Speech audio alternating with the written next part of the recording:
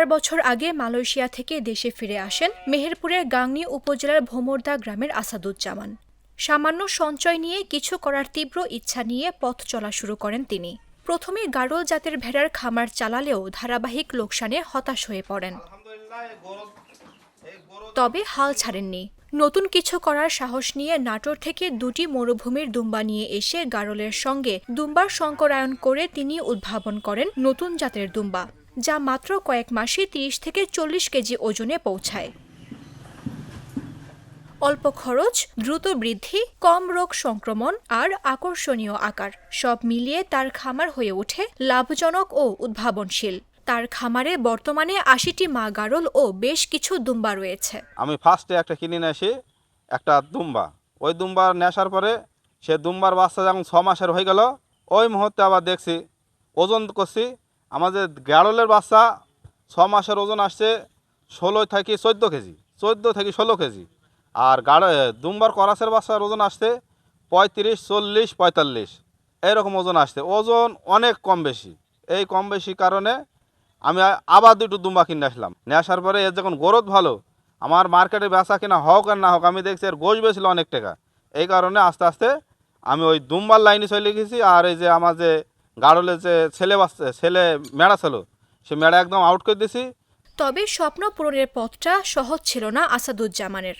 ব্যাংকের ঋণ পাওয়ার জন্য দৌড়াদৌড়ি করেও লাভ হয়নি। কাগজপত্রের জটিলতায় মেলেনি সহায়তা। কোনো সরকারি সহযোগিতা ছাড়া নিজের শক্তি ও মনোবল দিয়ে এগিয়ে নিয়ে গেছেন পুরো প্রক্রিয়া।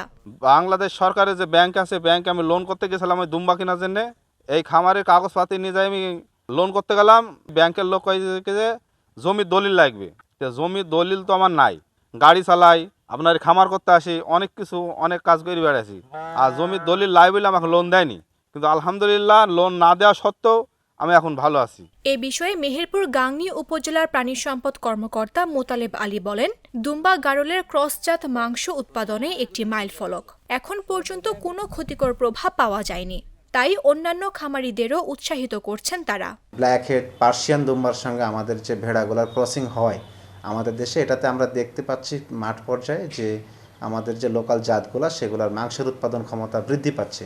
তো এটাকে আমরা দেশের মাংস খাতের একটি আমি মনে করি যে পজিটিভ হিসেবে আমরা বিবেচনা করছি। তবে এটা অবশ্যই গবেষণার দাবি রাখে যে এ ধরনের ক্রসিং আমাদের অদূর ভবিষ্যতে এটা আমাদের জন্য কতটুকু টেকসই হবে।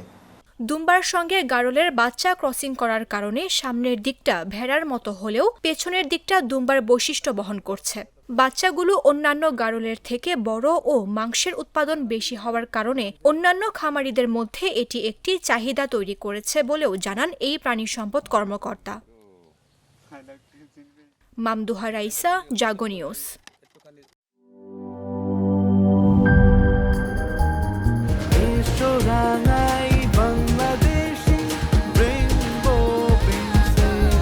রেইনবো পেইন্টস, ছড়াও জীবনের রং।